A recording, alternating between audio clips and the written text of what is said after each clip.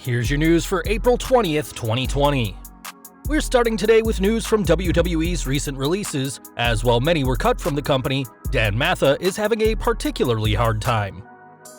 On Twitter, the former NXT superstar posted some pretty banged-up selfies, revealing that he had recently been in a car wreck where he was ejected from the window. He said, "Boy, do I have a crazy story to tell all of you. From the world getting locked down to getting ejected through my window and then being released by the WWE. It's been a wild 21 days. Tune into my Instagram live at 1 and I'll drop all the details your little heart could desire." In that Instagram video, Matha promised that fans will see him return to the ring despite these setbacks, and said that his future is looking even better than before, despite being released.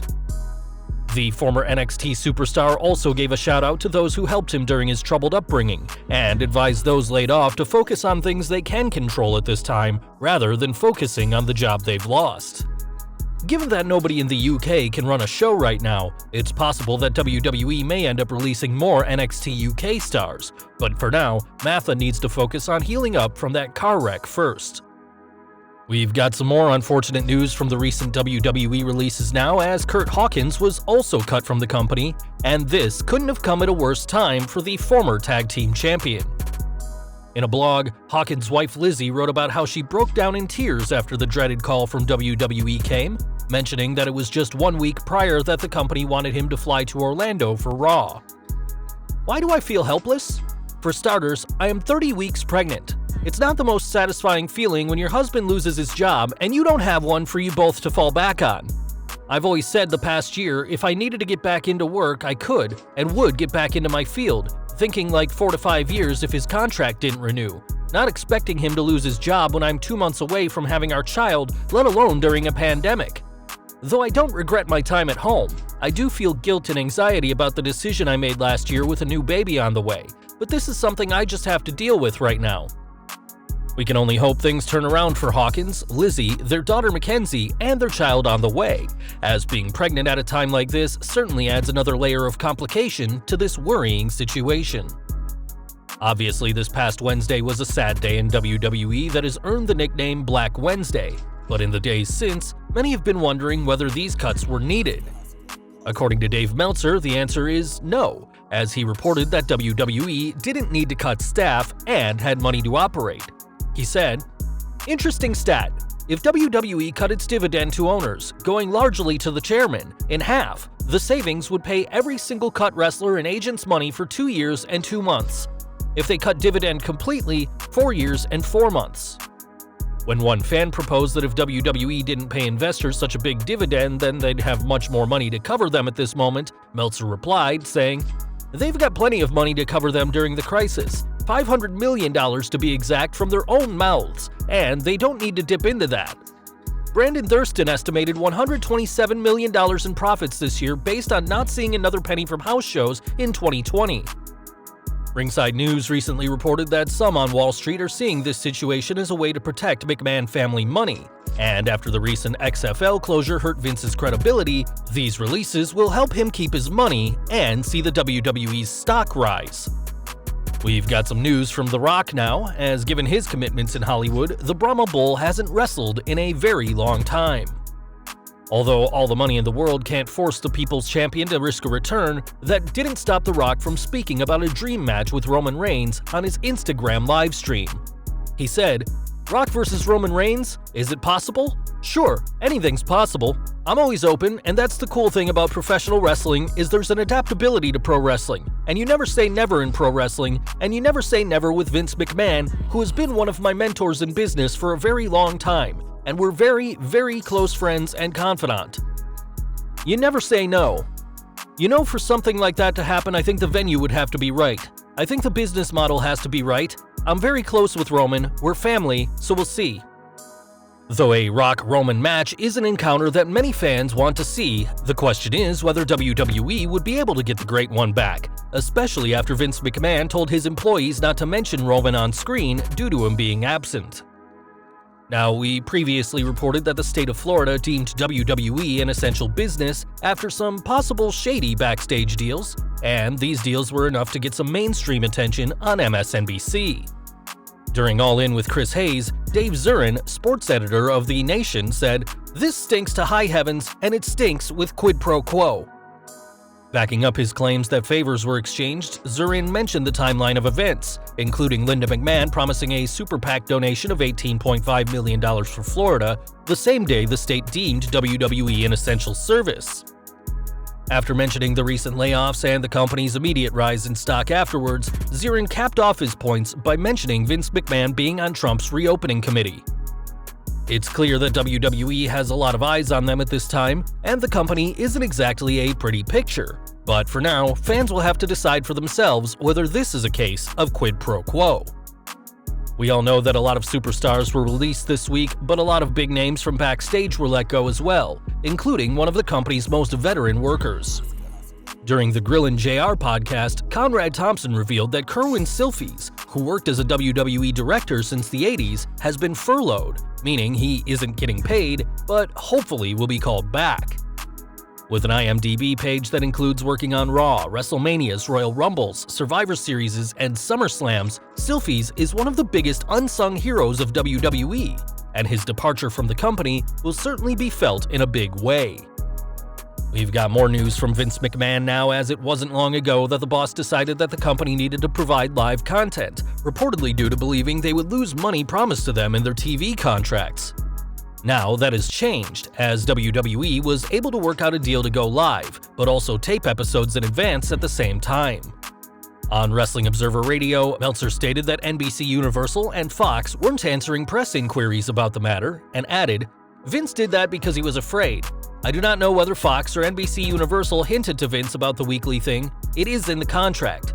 Vince thought because if it's in the contract, if I do more tape shows, then they can screw the contract." There was a lot of press inquiries that these guys didn't answer, like, are you going to cut their money if they don't produce live programming? I think at some point both companies did tell Vince this week, we will not cut your money if you don't go live. So Vince changed the schedule and he made it not go live.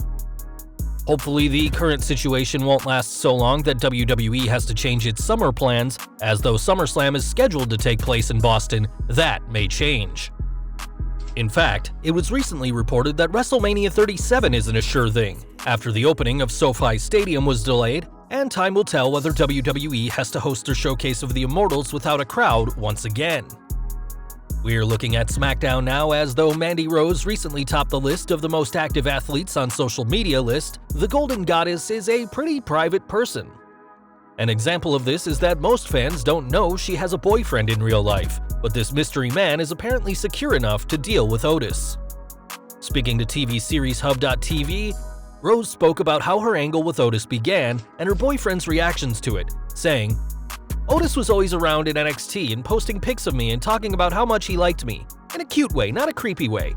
This continued on, and I thought it would be great if this became a storyline, especially once Otis entered WrestleMania. I actually went to Vince McMahon myself and pitched the idea, and he loved it. My boyfriend doesn't have an issue with it, it's all a storyline and entertainment. If he got jealous of this, or any guy did, it wouldn't work out, honestly." While Mandy and Otis are lovebirds on TV, that's where their relationship stops, and it's good to see her real-life relationship with her boyfriend is so secure that he isn't threatened by the does. From one female superstar in WWE to another now, as Liv Morgan returned to WWE late last year during the wedding of Lana and Bobby Lashley, revealing herself as the jilted lover of the ravishing Russian.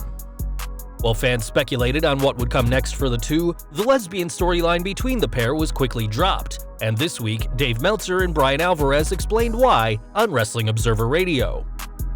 On the show, Meltzer noted that Raw executive director Paul Heyman may be the reason why fans never saw a fully fledged storyline with Morgan and Lana, saying, "From what I was told, it was Paul looking for a spot in the wedding thing to pop people, but there was no plan to follow up on it." This isn't the first time Heyman has done this, as he had a similar moment in ECW between Beulah McGillicuddy and Francine that was never followed up on. Given that the angle with Rusev, Morgan, Lana, and Lashley was quickly dropped after the Bulgarian Brute was pulled from TV due to contract negotiations, before his release this week, fans never saw an angle between Lana and Morgan. Who knows what we could have seen had the angle actually been pushed, and while Sonya Deville, a real-life lesbian, has pushed for an angle involving her having a crush on Mandy Rose, it looks like WWE won't be going in that direction anytime soon. We've got some sad news to report now, as longtime WWE referee Jack Lotz died last Saturday at the age of 86. Lotz had a role in some of wrestling's biggest moments, including Hulk Hogan's first WWF Championship win, and officiated the boxing match between Roddy Piper and Mr. T at WrestleMania 1. A Korean War veteran before donning the stripes, Lotz served as a ref for over 3 decades, mostly in the WWF and later in WWF. Lotz wasn't just a referee, however, as he was also an actor and even appeared in Raging Bull and a few episodes of The Sopranos during his career. We here at SlatRock send our deepest condolences to Lotz's family, friends, and everyone who watched him control the action inside the ring. Back to SmackDown now, and over the past few weeks, fans have seen a series of videos highlighting Jeff Hardy as one of the show's top stars, and that included this past Friday's video that focused on his drug issues and recovery, ahead of a feud with Sheamus that will focus on his past. It was in 2009 that Hardy was arrested for substances, including steroids, but fans watching these video packages may not get the whole truth. As Dave Meltzer pointed out, when they are talking about those arrests, and they were showing those clips of those news stories on his arrest, they erased the steroids on the arrest and mentioned everything but the steroids. He had a large amount of steroids when he was arrested at that time. After Hardy was arrested in September 2009, TMZ wrote an article with the headline, "Former WWE Champ Busted for Steroid Pills," though the headline shown in the package by WWE doesn't mention the steroids. Even the body of the text is different in the video package. As well, it mentions Hardy being found with hundreds of Vicodin and Soma pills, as well as a residual amount of powder cocaine. The snippet has had the line about him being found with 555 milliliters of anabolic steroids removed. This isn't the first time WWE has swept steroid issues under the rug, as the night after Brian Pillman died in 1997, the company focused on his abuse of prescription pills instead of his use of steroids. And we can only hope that Hardy is finally clean for good after entering rehab late last year. And finally today, we're ending with news from Lana, as the ravishing Russian isn't pleased about being snubbed from the Money in the Bank poster. Despite Lana and her on-screen husband Bobby Lashley seemingly being on the outs after growing tensions between the two, the ravishing one stood by her man, who also isn't on the poster, and took to Twitter, claiming that the pair make ratings when they don't even try. As of right now, neither Lana nor Lashley are booked for Money in the Bank, and while that could change in the weeks to come, WWE's marketing team didn't have a reason to include them at this time.